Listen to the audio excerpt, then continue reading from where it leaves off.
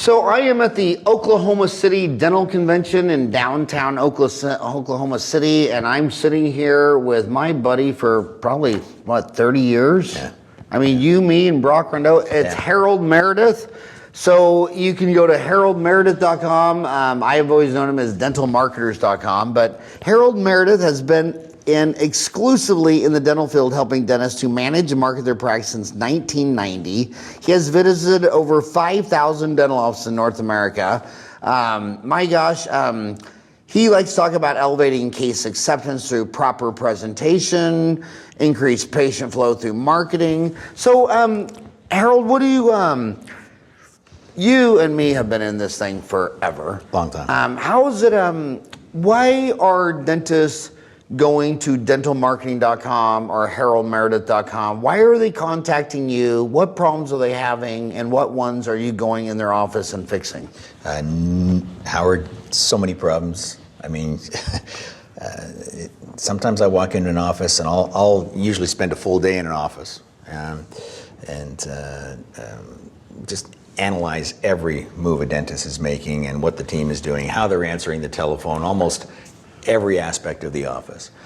And they just don't understand the business and the marketing side of things. So I see just a ton of things in these offices, and there's just so many opportunities for them to be able to increase their case acceptance, get new patients in the door, proper handoff systems. They miss it all. They miss it all. So, but I mean, I don't know why though, because this was really thoroughly covered in algebra, geometry, and trig. Oh yes. I mean, biochemistry was all about inbound sales calls and how to return the call. Yeah, it's really sad. These dental schools are charging them $70,000 to $100,000 a year.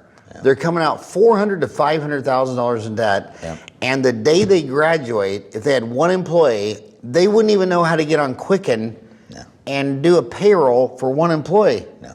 And you talk about hiring and firing.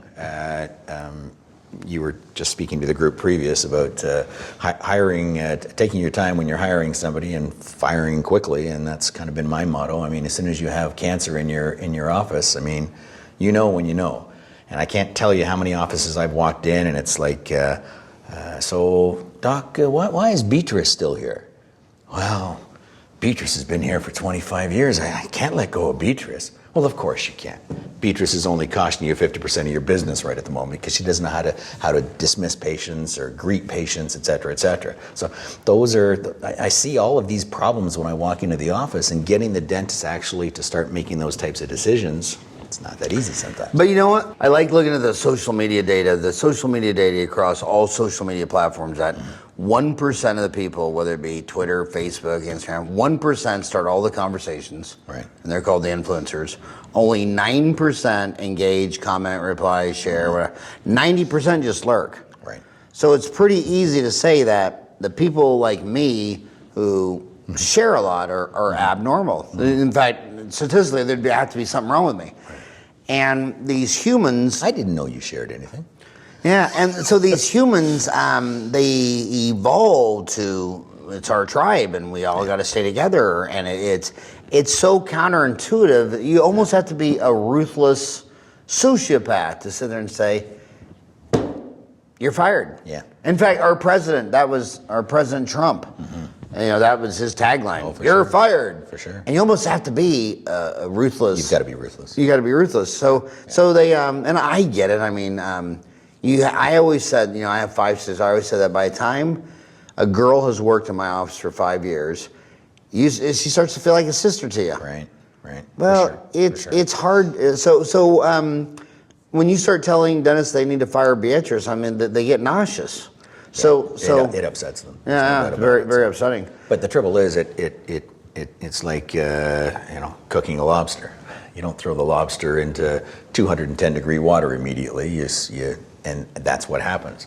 Beatrice starts with them, and for 25 years, the water just gets a little warmer and a little warmer and a little warmer, and they're putting up with it. So I can't believe it at these dental conventions. I mean, I can't believe it. I mean, like a dental assistant or a hygienist come up to you and say, will you talk about this or that? And I'll say, what's going on? And I go, well, see that guy over there, that, and then she'll roll her eyes. That's my dentist. I'm like, oh my God. Yeah.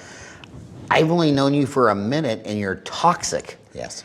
This guy's giving you money, and when humans, I read this whole deal. So there's some people in Washington D.C. that have the highest predictive on if you're going to be married in 5 years or not. Right. And they do it with high-speed cameras. So they set you down like this, high-speed camera. I forgot what it is, like 250 frames a second or whatever. Yeah. And they start asking questions. And in the words, they're looking for things like if you sit there and say, well, our friends are checking, our parents are they like, look at these people. They don't even talk. They talk like they're only one entity. Right. They'll be married in 5 years. Then the other one's like, well, my dad and your parents and my checking and your job, my friend. Yeah. And it's like these people are only connected by a wedding ring. Exactly. But the other one is body language. Like flaring a nostril is violence. Right. When someone's, flares their nostrils, they're really trying not to bite you. Yeah. But rolling the eyes is the most lethal thing. Yeah. And I was reading that, and it's like, God dang, I've known you for 3 seconds, and the first thing you do is roll your eyes like, that's my doctor. Right. Because it's a two-way street. It's like, if that's what you think of him, you need to quit. Exactly. And you need to go down the road. Exactly. And so it's like, but what is... You talk about human behavior, and it's very difficult for them to change. I mean, human beings generally don't like change. And I go into the offices, and so often it's so difficult to get the ladies to realize that we need to change this, and this is why you need to change it. And they still, even after you show it to them, sometimes even after you prove it to them, it's still impossible for them to change. They still try to go back to their bad habits. So it's not easy. Only babies with dirty diapers like change. Yeah. It's really amazing. Only in any given calendar year, only 1% of the smokers quit. Only 1% of the alcoholics quit. Right. So humans don't change. It's a 99% chance. Yep. If you're smoking a pack a day, January 1st, you'll be doing it all the way next year. Yep. So yeah, it's tough. But you've been doing this for 3 decades. Yeah. Is dentistry the same as it was 30 years ago? Is it getting better? Because a lot of kids are asking, especially in this podcast, this is how bizarre podcasts are. They're so transparent. Kids are in undergrad now. So 25% of the people who email me, howard@dentaltown.com, are in dental school. Right. 5% are in undergrad, thinking about going to dental school, medicine, law, and then they're looking at the fact that 56 schools, and the majority of them are charging $70,000 to $100,000 a year. Right. So you're going to walk out with $300,000 to $400,000 in debt. So if some kid was an undergrad right now and saying to you, Harold, you've been seeing dentistry for 30 years. Is the profession getting better, staying the same? Is it in a nosedive? What do you think of the sovereign profession of dentistry? Yeah, that's an interesting What question. if your own kid said, Dad, I want to be a dentist? I'd say, well, first of all, you can't be my kid. I want to see DNA testing and the name of your lawyer. Yeah, but exactly. But what would you say to that kid?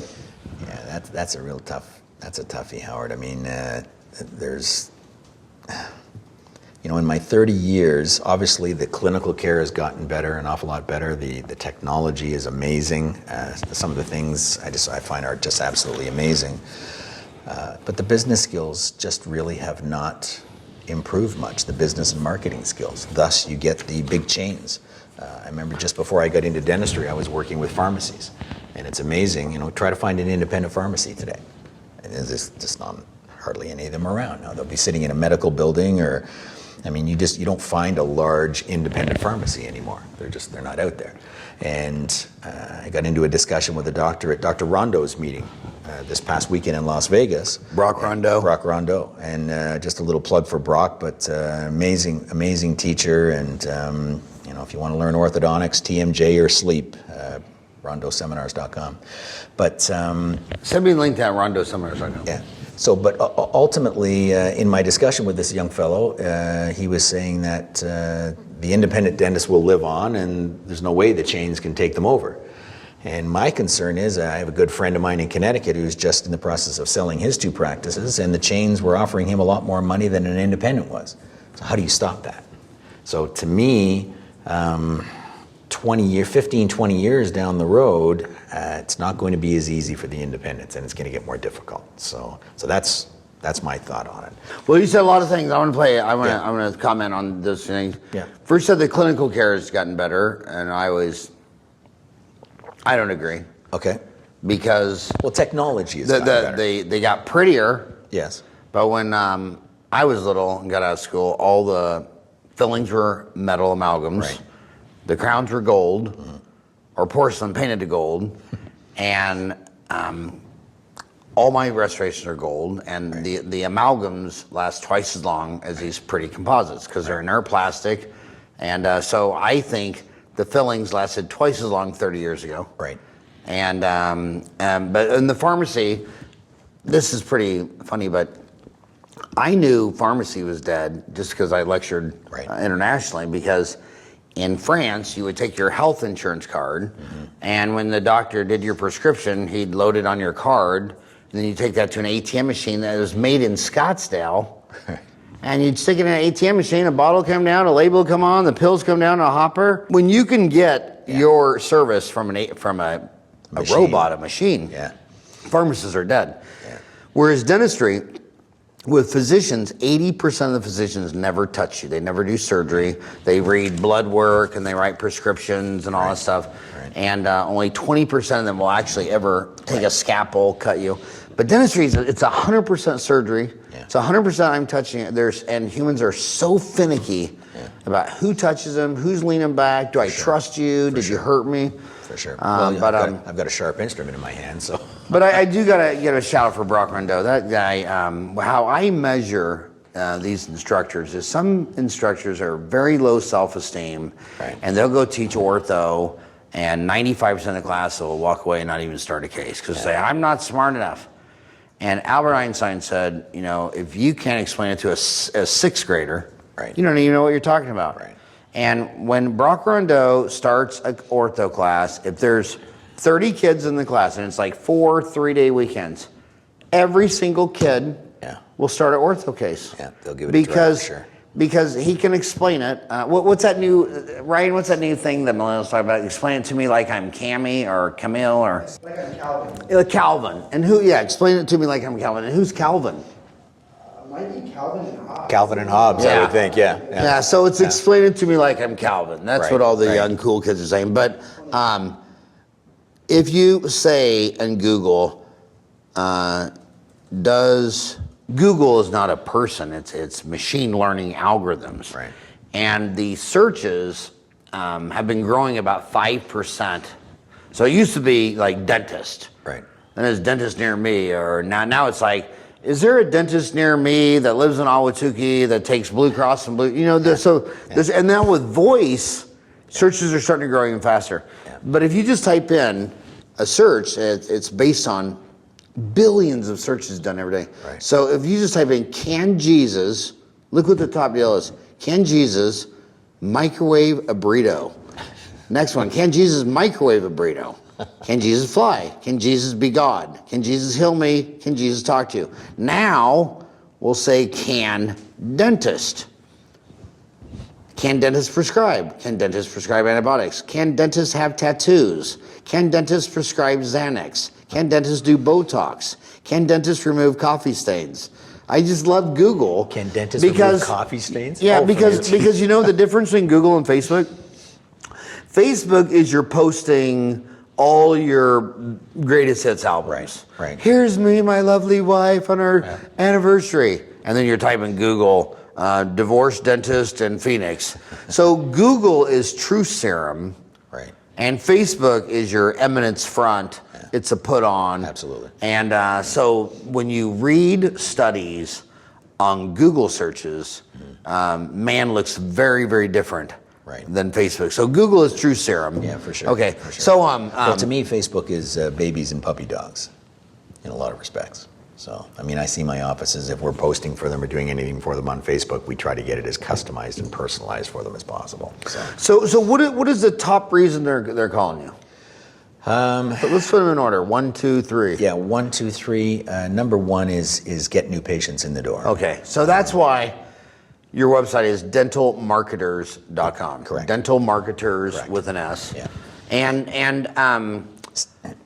second is case acceptance. Okay. And third is communication and organization. I mean, most of the offices... Organization? Yeah, organizational charts, team meetings, I mean, generally most dental offices, when I first go in there, either they're not having team meetings at all, or they're not having effective and efficient meetings, and they're not having meetings, third, that have proper follow-up and implementation systems to them. I mean, they sit there and they have a meeting, and at the end of the meeting, they all get up and walk away, and I'm sitting there thinking, well, you didn't designate who was going to take care of what. There was no deadlines. There was nothing there. And now there's no communication back as far as the implementation process is concerned. So what's the sense of having a meeting if you're going to have a meeting like that? And most of the dental offices I first attend, that's how they have their meetings. So.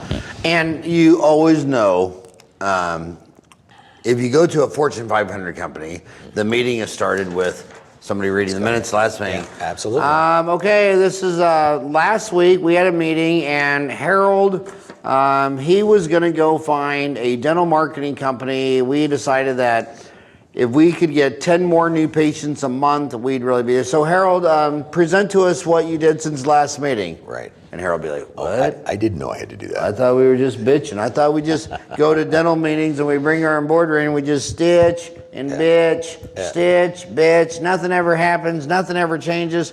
So yeah, if you don't have someone in charge of the meeting, and if she doesn't go around and give everybody a handout for the meeting, then the staff meeting is never going to gain enough efficiency to pay for the hour lost productivity. Exactly. So you have your labor all sitting there for an hour or two, and then you sit there and say, well, what changed so that I could get that? Because this office does $1,000 an hour, so we lost $2,000 production. Correct. Where's the efficiencies to get this $2,000 back for all the? And it's like it's impossible. But unless they're. Yeah. Well, I remember sitting in on a staff meeting here in Oklahoma City 3 years ago, and 7 or 8 ladies sitting around a table, and I just let them roll their meeting, and there was no agenda, and none of the ladies had pad and paper. Nobody was taking notes. And at the end of the meeting, I said, "Ladies, are we finished? Yeah, okay. I'd like you all to please go get a paper and a pen, please." And off they all scurry, and they all come back, and they're laughing. I asked one just simple question. I said, "Point number 4, and please don't talk out to each other. Point number 4, please write down what the solution was to point number 4. And of course, half of them didn't even know what point number 4 was because they did not have an agenda. The 2 or 3 that had it figured out, they were completely on different level. I mean, completely different ideas. So it was a completely useless meeting. And that's what I see an awful lot. And they always have to eat during the meeting. Oh, of course. So half the deal is, someone took money, they went to Choke and Puke, they got a bunch of sandwiches and shit, and they're all in this. It's like, my book was People, Time, and Money. I get it every day. They say, well, hey, how about let's do lunch next week? Like, dude, lunch is an eating function. Right. If you have a question, it's email. What is your question? Yeah. Well, I thought we'd go out and get a bite to eat. Dude, I don't want to eat with you.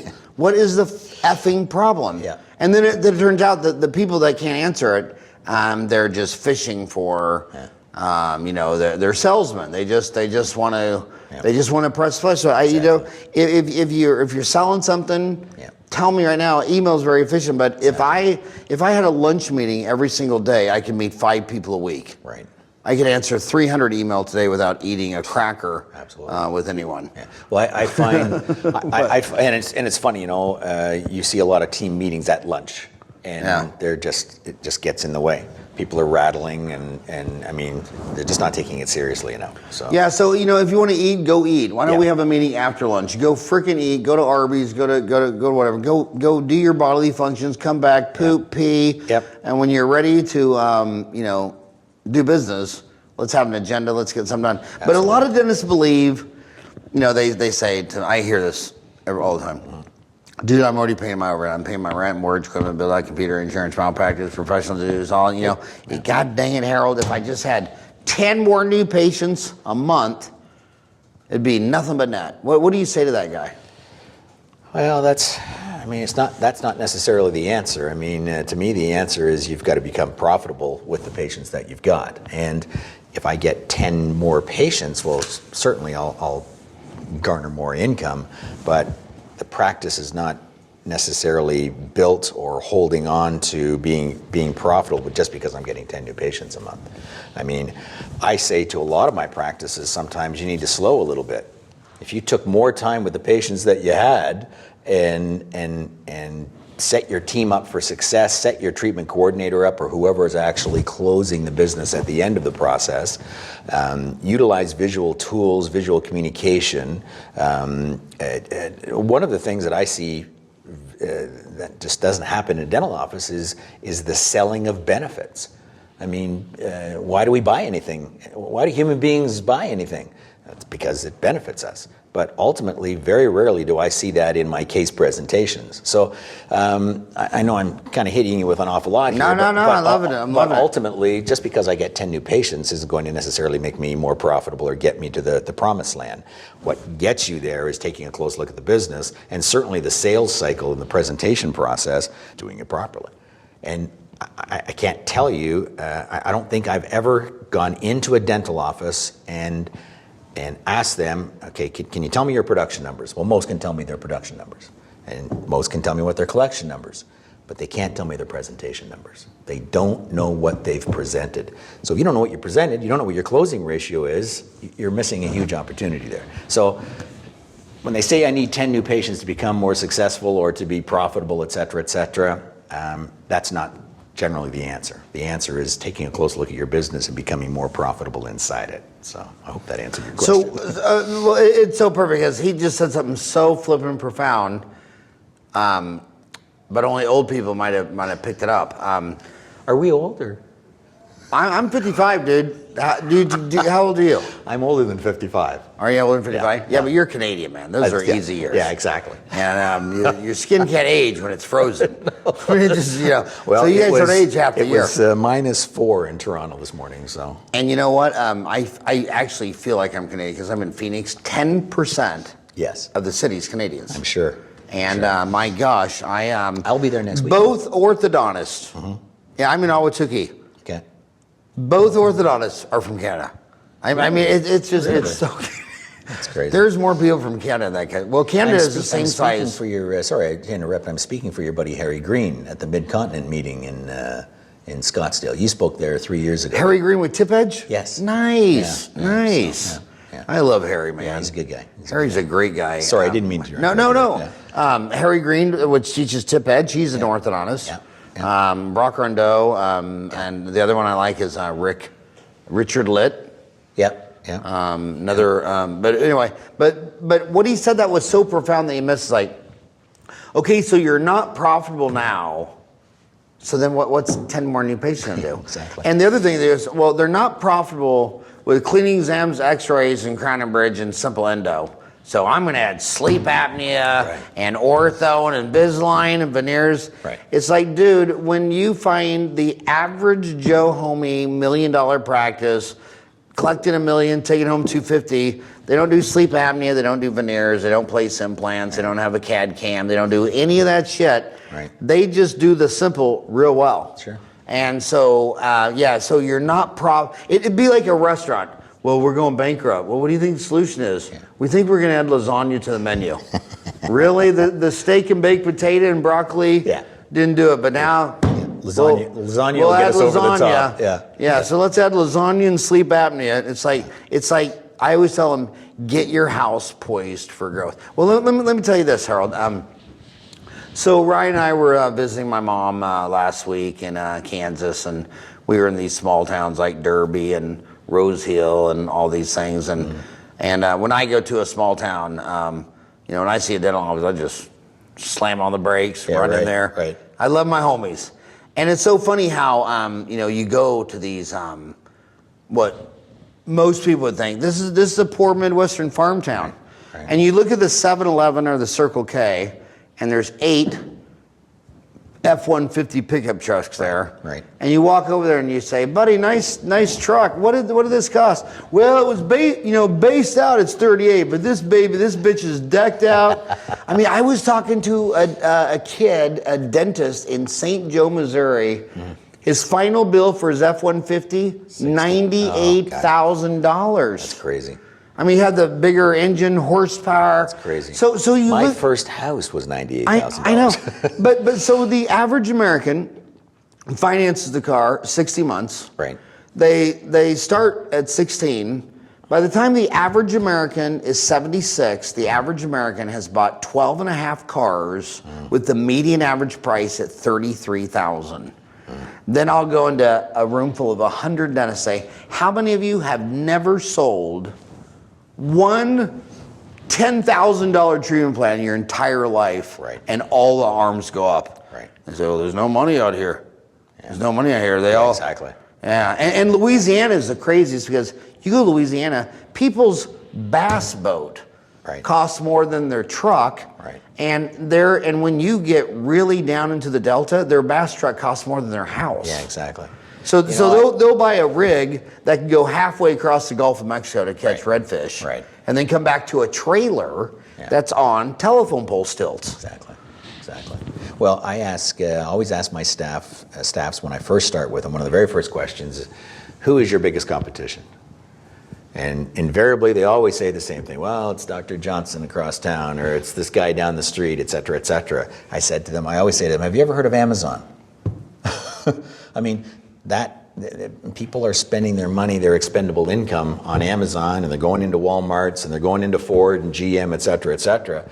You have to be able to present in a way that gets your patients to spend some of their expendable income with you. But you have to do it properly. And too often I see insurance get in the way. They're the ones that are presenting it. Well, I'm not sure if your insurance will cover this or not. Yeah. If you want to shoot yourself in the head, go ahead and shoot yourself in the head.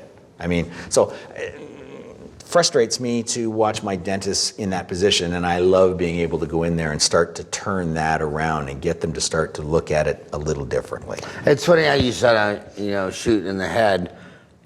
Most all people on earth don't realize that if someone came up to you and said, you need to shoot the person that causes all the problems in your life, it'd be yourself. Yes, oh, for sure. And that's the last person they blame it on. It's always the economy, the dentist across the street. I love it when their dental office is sinking and they want to talk for 3 hours about Putin, Trump, Benghazi, Hillary's emails, some guy in North Korea. Blame it on somebody else. It's like really that's you're spending 3 hours a day obsessing about North Korea, and you don't even know what your case presentation is. Yeah. Well, and you want more new patients, but if it takes, the national average is a 38% close rate. So 3 people come in with a cavity, 38% get the filling done. Exactly. And they want more new patients. Like, well, the 2 that didn't get it, why don't you split that difference? Yeah. Why instead of 1 in 3 getting a filling, why don't we shoot for 2 out of 3? Because I think the better doctor is the one who does amalgams and gold crowns. Right. And my kids, I'd rather them go, when I'm dead, I'd rather my grandchildren go to a doctor that got 2 out of every 3 of my grandchildren convinced to spend their money on getting their body fixed. Because I know Netflix is going to convince them, Spotify will convince them. Ford will convince them. Yeah, and Ford will convince them. I can't tell you how. I mean, probably almost 100% of the time, any of these major automobile companies are trying to sell you a vehicle. How often do they actually tell you how much it is? I mean, half the people in this country, I bet you have no idea exactly how much money they paid for their vehicle. It's all month to month. Oh, yeah. Are you hearing that, Ryan?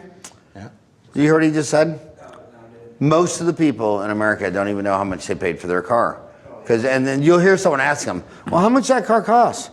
Well, it was $17,000. Really? So you wrote them a check for 17? And you say, well, how much is the payment? And then you start doing the deal. They don't know how much money they spent on the car and how much they spent on the interest of the car. They don't realize that the average $100,000 home in America on a 30-year loan, that you pay $300,000, you pay $100,000 for the house and $200,000 for the interest. And the other thing is, I have it thrown in my face every day because I have practiced for 30 years across the street from a veterinarian. Right. Great guy, love him.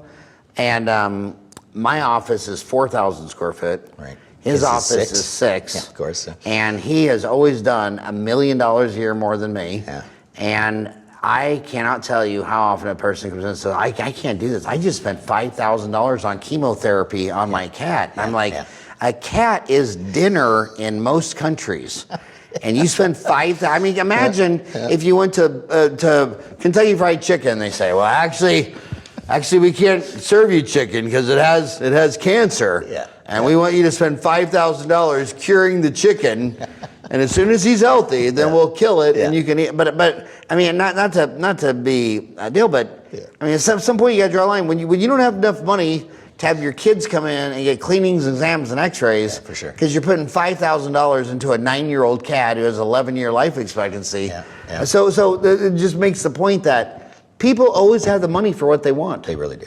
They just don't have the money for what they need. And unfortunately, the employees that I meet in the dental offices get into those ruts, and they start to present it based on their perception of what they think that patient can afford or what they think their insurance is going to cover.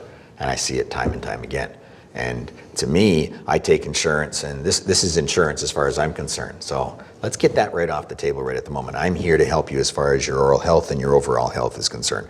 Here are all the benefits why you need to do it. And then if I'm going to present it, I'll present it just like Ford does. And we can do all of this for you for $199 a month and get everything taken care of for you. So even if they ultimately don't go the monthly payment route, at least now they realize, or they psychologically they think, oh, I can afford this. It's amazing because the people that think they have money usually don't, and it's fake it till you make it. Right. It's the young kid who buys the expensive car and the fancy watch and all that stuff because that's part of their ego or whatever. Exactly. But so what's funny, so they are not presenting it to the 50-year-old man in plaid pants that's from the farm, not realizing they don't spend their money. Right. These guys are sitting on huge money. Yeah. And they think of money in chunks, like, $5,000, $10,000 is like a chunk. Right. And they've got, all these chunks. So they're always presenting to fake it till you make it. Another one, are you big fans of Care Credit? I think any of the finance companies, I mean, Care Credit here in the U.S., we have Health Smart Financial up in Canada. My American clients, they'll do it pretty easily. They can. Well, what I like about Care Credit, this isn't a commercial, is they can do a printout of everybody that uses Care Credit in your zip code, county, whatever. Yeah. And it's so great because this guy's telling you, well, you don't understand, man, dude. This is Maricopa, and we lost a factory, and they always name some factory and this and I say, okay, well, as you say, it's always an excuse. I know it couldn't be you. I mean, obviously you walk on water, but I did Care Credit. Here's how much the average person in Maricopa County is financing a month, and this guy across the street from you is doing almost $100,000 a month in Care Credit, and the other guy is doing $27,000. This guy's doing $7,000, and you're doing $900 a month. Yeah. $900 a month. And tell me again, is it Benghazi or is it North Korea or is it What's the excuse? What's the excuse? I mean, I remember doing a meeting with a small group at a dental office in New Jersey, and as we're in the meeting, the Care Credit reps walk in. These two fellows walk in. And I had been with this practice for 60 days and had encouraged them within 2 weeks, let's start presenting and utilizing Care Credit. And these two Care Credit reps come in, and I can overhear them talking to the receptionist because she came out.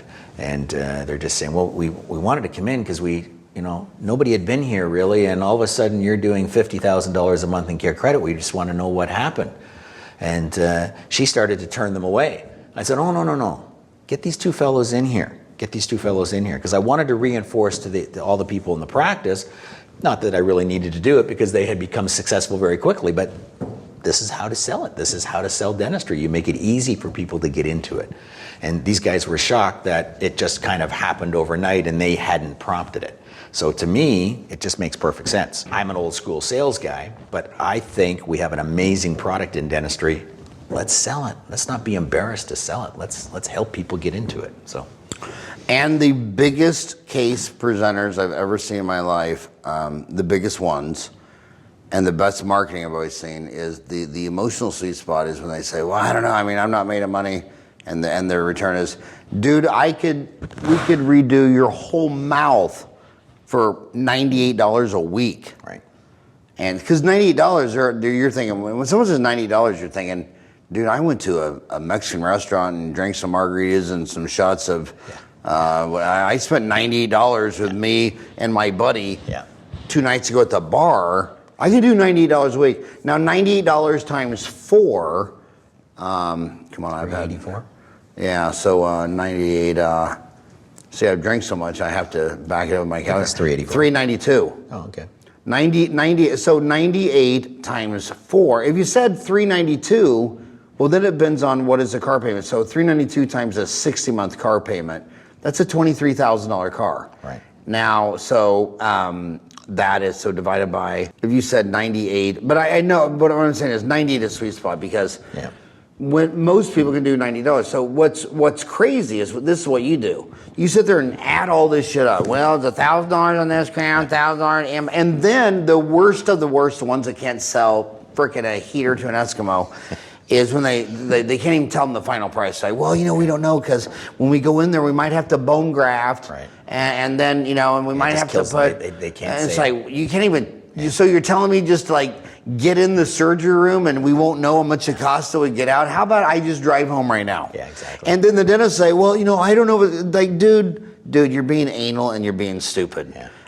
If you can't shoot this guy a case number, and maybe some cases are more profitable than others. For sure. Maybe you get into one case and you use 20 grams of freeze-dried bone. In the next case, it's a closing price, and you don't go in there and say, it's $28,000. I need half down and half tomorrow. You go in there and you say, you know what? You got Harold. Congratulations, you got great credit, and we can do this whole thing, and it'll be $392 a month for 60 months. Well, do you want to do it? Yeah, absolutely. Well, the things that kill me is when they have these young assistants that they've put them in charge of presenting the cases to the patients, and with absolutely no training and no idea how to do it, and they walk in with a treatment plan.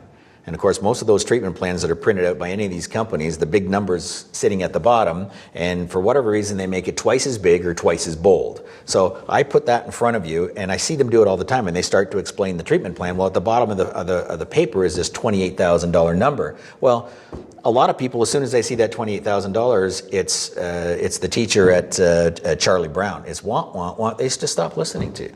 You've completely lost them psychologically. You can't present that way. You can't present that way. And if we're just playing laws of averages, when you're a 25-year-old dental assistant, and you've never had $25,000 in your checking account or savings account one time. Very good point. They're just looking at this like, oh my God! I mean, 25. I've never even seen that much money. Nobody has 25,000. And then you talk to the people that are the biggest case presenters. They say, and the doctor says, well, I don't like talking about money. I'm just going to tell you, you need all this shit and leave. And I'm not going to talk money, dude. First of all, you're a doctor and you have this much money, right?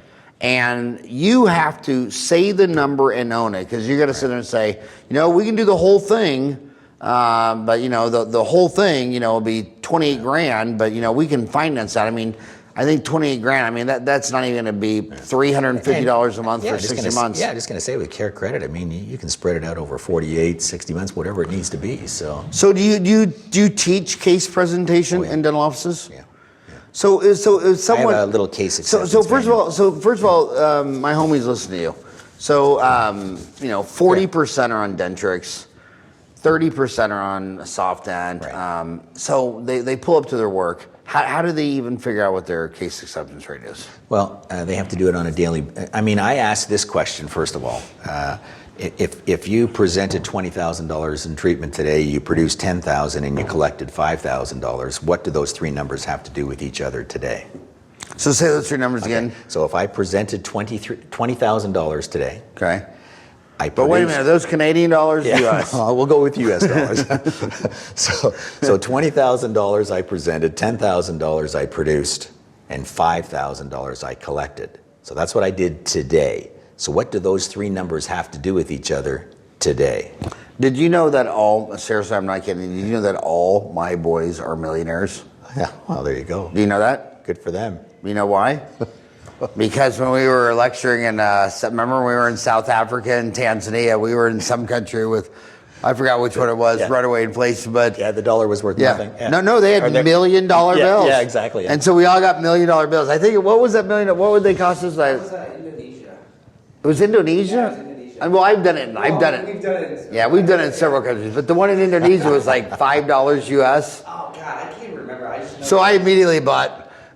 So we were all carrying around Millions and $1 million millions. bills. They were about $5 each. But when we were in Africa, that one, what was that When one? we were in South Africa, It's like 5 days before we got there, the currency value just fell in half. And But it was awesome. I gave a tip to an Uber driver, and I asked the dentist I was with, I was like, hey, was that like a good enough tip? I have no idea. And they were like, that was probably more than his entire month's wage. Yeah. Our average tip in Africa and Indonesia was, just our average American tip was a month's wages. We had so many friends. I can imagine. We had so many friends. I can imagine. You come out of your hotel room just to walk down for breakfast, and your cab driver was just making sure everything was okay. I've had one person. I bet you I've asked this So question. officially, I'm a millionaire. I've asked this question. I can't tell you how many times. Hundreds and hundreds, probably thousands of times. I've had one person get it right. So the pressure's on you here. So I presented 20,000. I produced 10,000. I collected 5,000 today. What do those three numbers have to do with each other today? Well, God, if you present 20 and you did 10, that's only a 50% acceptance rate. Mm-hmm. Well, that's good though, 50%, half, because the United States is 38, but you only got paid for half. This is the Titanic. Right. But you know what the answer is? What? They really have nothing to do with each other today. Because what I present today, I'm probably not going to produce today. And what I produce today, I'm probably not going to collect today. So ultimately what I do is I get my offices to get into the mindset that you have to start tracking this starting today, and then you have to keep doing it. You never stop doing this. Because the only way you can track your proper case acceptance rates is by doing it for a long period of time. So and you've hit the nail on the head, I use this number to my teams all the time. 40% or 60% of people are walking out the front door. They're not accepting your treatment plans. Most of my doctors, when I ask them that question, what is your acceptance rate? They always say 80%. I can't tell you how many of them say 80%. I laugh every time. I know he's going to say 80%. This guy is going to say 80% to me. But when we really crack it open, we really start taking a look, 38%, 39%, 40%. Yeah, now the number that I give 38%. Okay, so I lectured in Florida to like a dental insurance convention. It was like 359. Those guys aren't very transparent with their numbers. Like they'll show you numbers, but I can't put it in Dental Town. Right. Or I can't post it. Right. Because they'll get fired. Yeah. And but anyway, but when they were doing, what I was keen on, the 30%, is diagnose radiographic interproximal cavities versus filled. So I'm not talking about fancy veneers and implants and bleaching. I'm talking about a freaking cavity. Yeah. They're only doing one of the cavity. Now I believe, this is what I believe. Because I've seen so many medical dental buildings where there'll be like 8 doctors, and they're all collecting $758, taking home $175, and then the guy at the end is doing, twice that. He's doing just for what is twice of 750 times 2 is 1.5, and instead of taking home 174, he'll be taking home 300. Same number of charge, same number of staff, same number of everything. But this is what I believe. I believe that 1 out of 3 will always get it done because they got a hole in their tooth. It's a cavity to go dentist. Right. 1 out of 3 will never get it done because they're batshit crazy. My favorite patients are the ones that when I get there, they're out in their wheelchair with the oxygen tanks in their smoking. Yeah. And, they're the greatest people on earth. I love them. Yeah. But 1 out of 3 they're probably never gonna make one smart decision in their life, Exactly. But it's getting that middle one. Yeah. So one person is never gonna do it, and they emotionally anchor to that person, that rejection letter, that bad review, God, it's funny how they get a bad review on get one bad review, Yelp, and you're talking them off the ledge. Yeah, for sure. And by the way, it's not that guys like me. By the way, you know what, Ryan? I want to change my email. Instead of saying email me howard@dentaltown.com, just email me hatemail@dentaltown.com. That's so funny. Let's set that up, Ryan. hatemail@dentistryuncensored.com. Hey, if you're a big fan of the show, shoot me an email at hatemail@dentistryuncensored.com. And but no, it's No, not. but you're 100% right here. No, I but mean, it's not that guys like us don't have feelings or anything. Yeah. We just don't value your opinion. yeah, exactly. I mean, when some crazy person says Yeah. that everything you do is wrong, and you're like, well, okay, well, it's all working here. If you actually had 100 patients, you all thought they were going to leave and write you a great Yelp review. I mean, how unrealistic is your expectation, dude? Half your uncles and aunts wouldn't write you a good review. Right. So it's getting that middle one. Yeah, you've definitely hit the nail on the head. I mean, to take your closing ratio from 30% up to 60%, there's your profit. A third to 2/3. Yeah. Yeah. Oh yeah. Oh yeah. Yeah. And it's just. So I've always said. I mean, sorry, I get excited about some of these things, but I mean, intraoral cameras. I don't sell intraoral cameras. I have nothing to do with intraoral cameras. But it's amazing how many offices I walk into and I see the intraoral cameras sitting there, and I'll be in the office all day, and there's not a single one of the team members that have used an intraoral camera once, ever, in the practice. And I'm sitting there thinking, put 50-inch flat screens in each of your rooms, show the intraoral image up on the screen. I got to tell you, that's powerful. But it's amazing how many just sit there and collect dust. So, to me, I mean, there's all sorts of pieces. Now, are you of talking the puzzle. about when you're consulting with proctologists or dentists? I'll tell you though, it really helps as far as if you show visual tools, and there's another little product. What do they call it? That little DDS-GP little unit, and that's pretty cool too. DDS-GP. Yeah. Yeah. So if people go to ddsgp.com, Ryan, will you go to ddsgp.com? Yeah, that's a pretty Instead of cool texting little your system. damn girlfriend, Ryan. I think we podcast that guy. Is that the little handheld intraoral Yes. camera?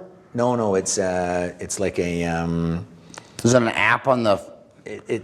You put it on an iPad, and it just shows little snippets you can write on it. And Yeah, it's a pretty cool thing. It's the animation iPad app. Yep. So, anyways, Have we if they podcast use him, that- Ryan? No, I typed in DSGP, Dentistry Uncensored, and it didn't come up, so it must Yeah, DDSGP. It's about a well. Go to the App Store. I think it's about a $300. It is. I sent It you is. the link, and then you could go to the App Store right from that. No, Ryan, you go.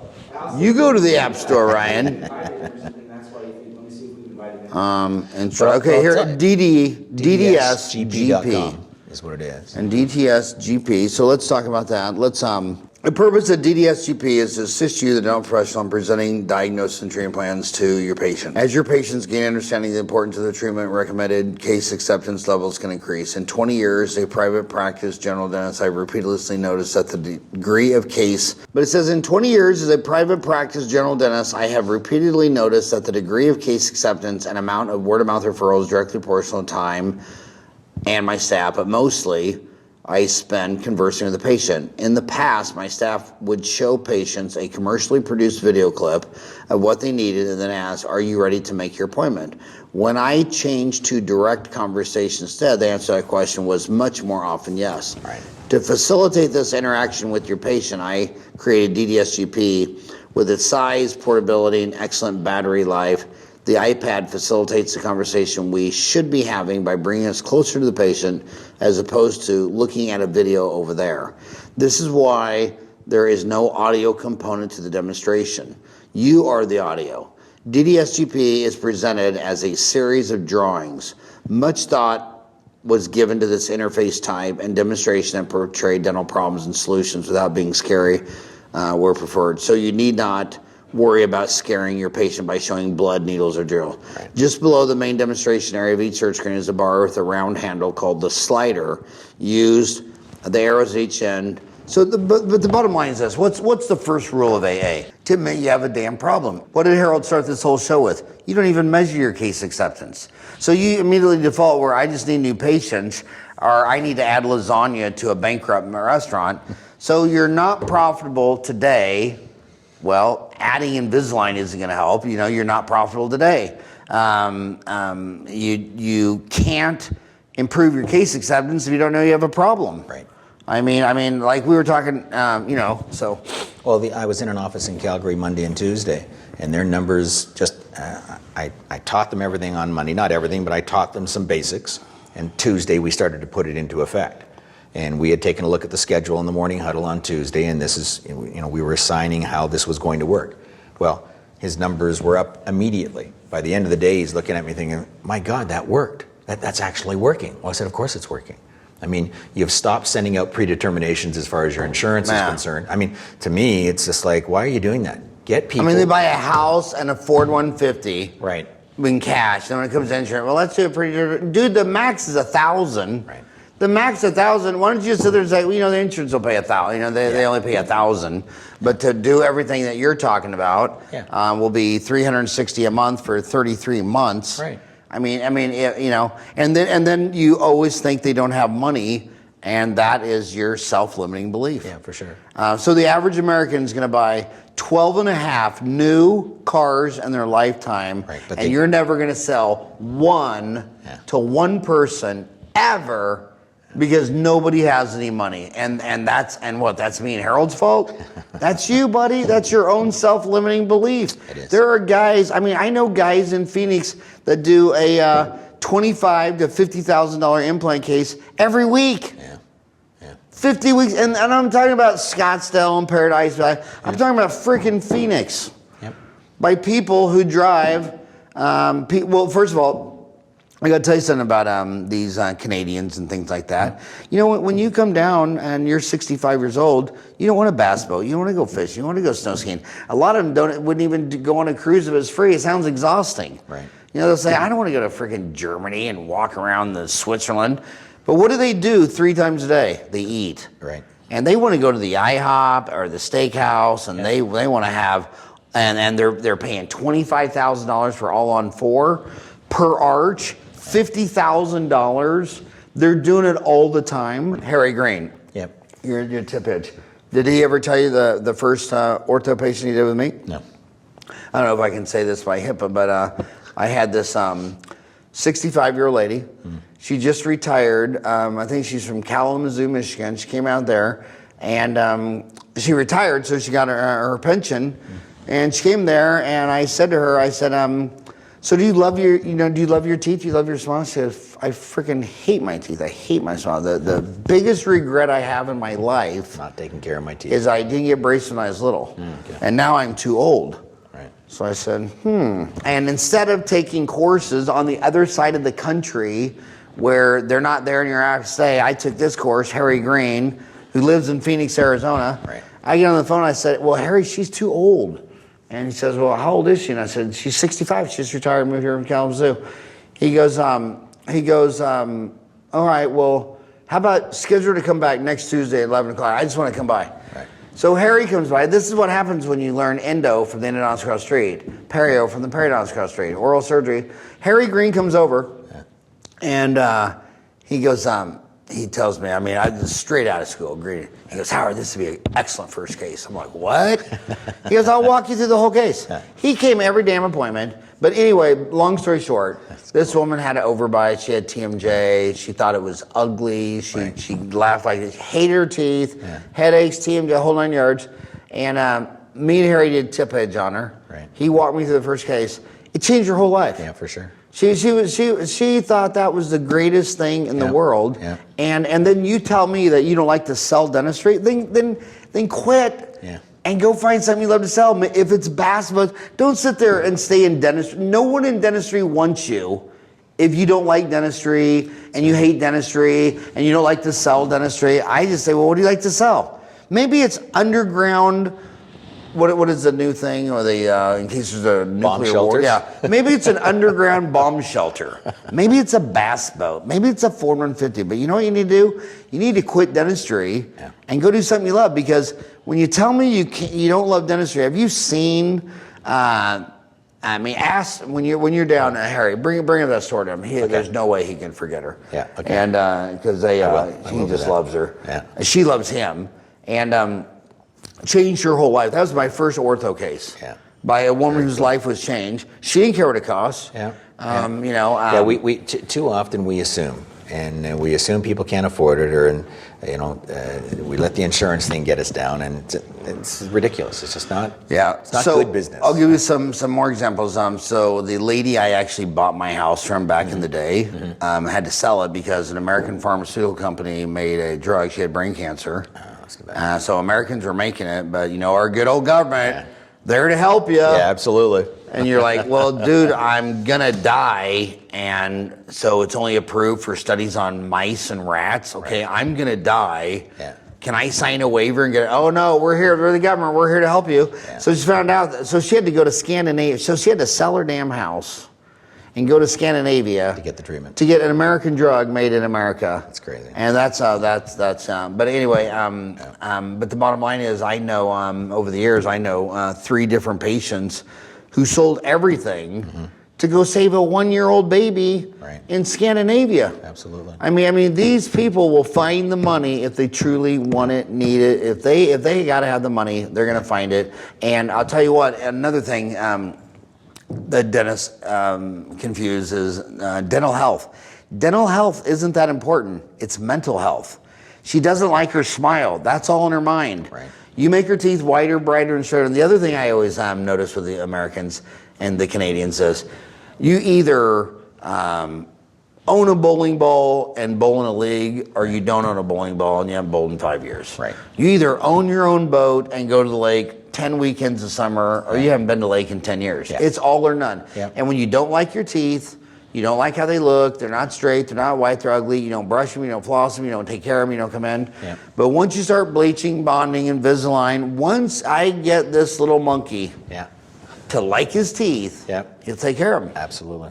Absolutely. 100%. I totally agree with that. So the more they spend on their teeth, the more they're going to take care of them. Yeah, for sure. For sure. And as you say, you've hit the nail on the head here with the 1, 2, 3. I mean, 30% of them are just never going to get that. Well, go in for your clothes. That was the fast hour we ever did. Yeah. So it's dentalmarketeers.com. Man, you must have got that domain name early. How'd you get dental marketers? Yeah, that was probably 20, 25 years ago. So, Yeah. So dentalmarketers.com, like what does this cost? What does it cost to call you? Yeah. What's the best way to run their, because they all have a unique situation. Yeah, for sure. And you know what? They are all unique. I mean, they've all got different team members and different demographics and different personalities, and the businesses are geographically different. And there's a lot of constants, but there's a lot of differences as well. So how much is a consultation? $2,500. And I spend a full day in the office. We do an awful lot of analysis in advance, though. We do silent So shoppers. $2,500, you come spend 1 day in the office. Correct. For $2,500. Correct. Now, does that include plane fare, hotel? Everything. So $2,500, you're going to fly to my town. Yep. And you're going to spend a day in my office. Exactly. And then what? Then if you decide to continue, basically I give you a report at the end of the day. It's done on an Excel spreadsheet. It's all chronologically laid out, color coordinated, a lot of detail on it. And if they want us to help them out, we'll start helping them with it. If they don't, then they can get somebody else to help them with it or work on it themselves. And do they get to choose to pay that $2,500 in US or Canadian or Zimbabwean? That's a really good question, Howard. Can I pay you in Indonesian? I prefer not. Because we have several $1 million cash in our house. Yes, I know. We have several $1 million cash in our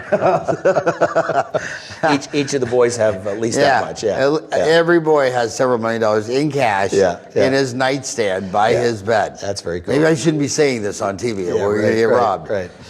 No, we charge in U.S. dollars right across the board, so everything's standard. So is most of your clients Canadian, U.S., urban, rural? Is there any rhyme or reason to who's? Really? I mean, we have a lot of clients on both sides of the border, and I've got clients in Manhattan and clients in the middle of nowhere, Kansas City or Kansas. So I mean, I've got a great husband and wife team in Plattsburgh and Smithville and Weston, Kansas.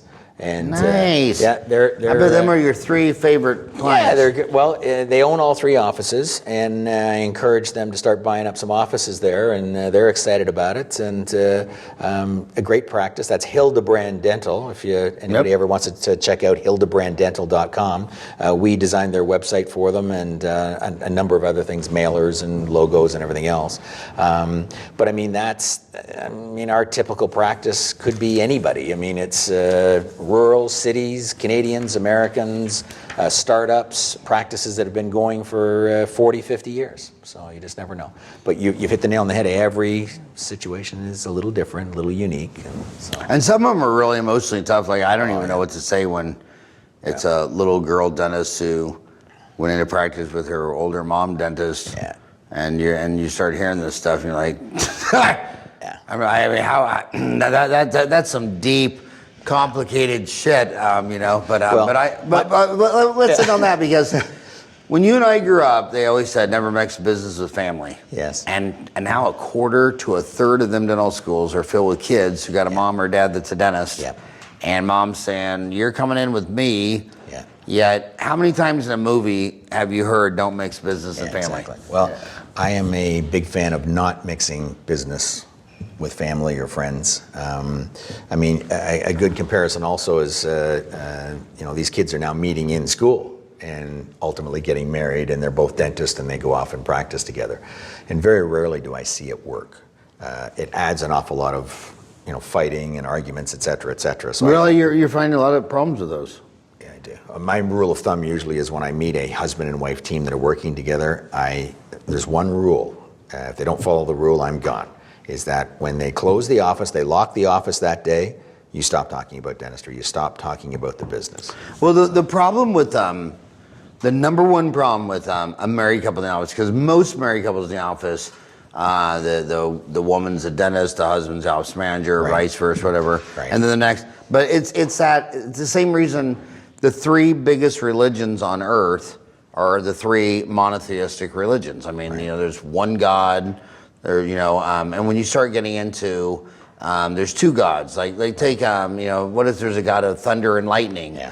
And they don't have an org chart. So when you're a little kid and your mom says no, you run to your dad. Exactly. And then when your dad says no, you run to your mom. You play them against each other. Yep. And you sort of you do three things. You like to do three things: new patients, case acceptance, and organization, Yep. org chart, team deals. And the problem with dental offices is there's no org chart. Correct. And humans are very complex. They're very emotional. So my office manager will say, here's the marching orders, we're going there. And then, of course, the ones that have been there 5, 10, 20 years are going to come up to me. And I always let them vent. Yeah. And then I always say the person about their org chart. Yeah. I'll say, well, what did Don say? Or what did Lori say? And you know what you do? You even do it to your hygienist. Your hygienist goes in there and says, yeah, doctor, I think number 3 is going to need a crown. You look at that and say, nah, I think we'll just watch it. Like, Yeah. what? Yeah. You just threw her under a bus, and then we'll get Exactly. 3 other people. Exactly. Follow the org chart. My God, in the military, what is the greatest crime in the Pentagon? To go over your chain of command. I mean, Right. you guys, these guys have 18 nuclear-powered submarines, where each one has enough missiles and warheads to take out the 25 largest cities in America. And you're telling me you're not going to follow the org chart? Yeah, exactly. I mean, that military, military, if you go above your senior deal, and Right. you're, Trouble. yeah, and it could even go to Leavenworth. Well, I will tell you, on that first day analysis, when I go into the offices, one of the questions, and I like to sit with every single team member because they'll tell me things that they certainly won't tell the dentist. But one of the questions I'll ask them is who do you report to? Who is, who's your boss, right? And it's amazing how many of them can't give me that answer properly. Oh my God, they got an office manager and then a husband and wife dental office team. Yeah. And they tell me like, this place, and this is the eye roll and stuff. Yep. He's saying do this, his wife's saying do that, the office manager's saying that. I don't even mess. freaking listen. It's a mess. It's because they're humans. They need an org chart. I don't care if you're in the Army, Navy, Air Force, Marine. Yeah. When you're an infantry, you don't give a shit who the joint chiefs of staffs are. Yeah. There's how many people in the Army today couldn't even name the joint chiefs of staff? Right. Because it's not even relative. You know what's relative? Is the guy Just giving above my him. marching orders. Yeah. And the military, pretty much one guy manages 8. Right. And then when they get 8 of them guy, then there's another guy. So it's basically a 1 to 8. Yeah. But Harold, we've been friends for 30 years. Howard, it's been great. Thank you.